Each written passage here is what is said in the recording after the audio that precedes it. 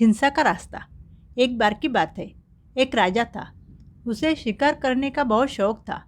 वह हर दिन शिकार करने जंगल में जाता था और अपने साथ राजकुमार को भी लेकर जाता था। लेकिन राजकुमार को शिकार करना पसंद नहीं था, क्योंकि उसका स्वभाव बहुत दयालु था। एक दिन राजा के कहने पर राजकुमार को अकेला ही शिकार करने जाना पड़ा। राजा ने बोल रखा था कि आज तुम्हें शिकार करना ही पड़ेगा। शिकार करने जाते जाते वह दूर एक हरे भरे जंगल पहुंचा। जंगल में पहुंचने के बाद उसे एक सुंदर तालाब दिखा। उस तालाब में ताजे ताजे कमल के फूल खिले हुए थे। कमल के फूलों ने तालाब की सुंदरता को और बढ़ा दिया था।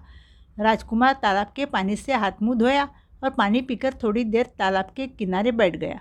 उसने सोचा कि तालाब पर पानी पीने के लिए कोई ना कोई पशु ज़रूर आएगा, तभी मैं उसके शिकार करूँगा। थोड़ी ही देर में तालाब पर एक सफ़ेद रंग का खरगोश पानी पीने आया। जैसे ही राजकुमार ने अपने धनुष पर तीर चढ़ाया ही था कि खरगोश ने राजकुमार को देख लिया। खरगोश राजकुमार को विनती करते हुए बोला कि आप मेरी शिकार करने के पहले मुझे थोड़ा समय दीजिए। मेरे छोटे छोटे 4 बच्चे हैं, मैं उन्हें दूध पिलाकर आ जाता हूँ। यह मेरा वादा है। राजकुमार को मादा खरगोश पर दया आ गई और उसने उसे जाने दिया। राजकुमार सोचता है कि अगर मैं और कुछ देर इंतज़ार करूँगा तो दूसरा शिकार मुझे ज़रूर मिल जाएगा। थोड़ी देर बाद एक हिरन तालाब पर पानी पीने आया। हिरन को देखकर राजकुमार खुश हो जाता है। अब जैसे ही राजकुमार ने निशाना साधा, वैसे ही हिरन बोला, आप मुझे थोड़ी देर की मोहलत दे दीजिए। मेरे परिवार के सब लोग मेरी राह देख रहे होंगे। मेरे परिवार में मेरे माँ, पिता, भाई, बहन सब रहते हैं। मैं पानी की तलाश में इतनी दूर आया हूँ। मैं एक बार उनसे मिलना चाहता हूँ। राजकुमार को हिरन पर भी तरस आ गया है और उसने हिरन को जाने दिया।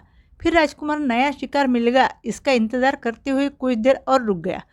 थोड़ी देर के बाद उसे दिखता है कि खरगोश अपने 4 बच्चों के साथ वापस आ गया है और हिरन भी अपने परिवार के साथ राजकुमार के पास आ जाता है।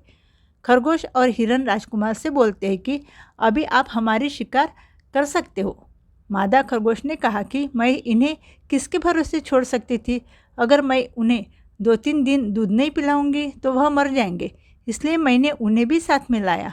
हिरन राजकुमार से कहता है कि मुझे मेरे माँ, पिता, भाई और बहन छोड़ना नहीं चाहते थे, इसलिए वे भी मेरे साथ आ गए हैं।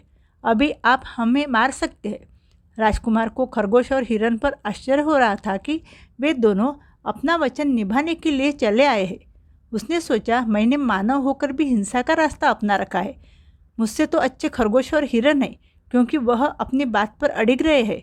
राजकुमार को हिरन और खरगोश पर दया आ गई और अपने आप पर गुस्सा आने लगा और उस दिन के बाद उसने शिकार करना बंद कर दिया।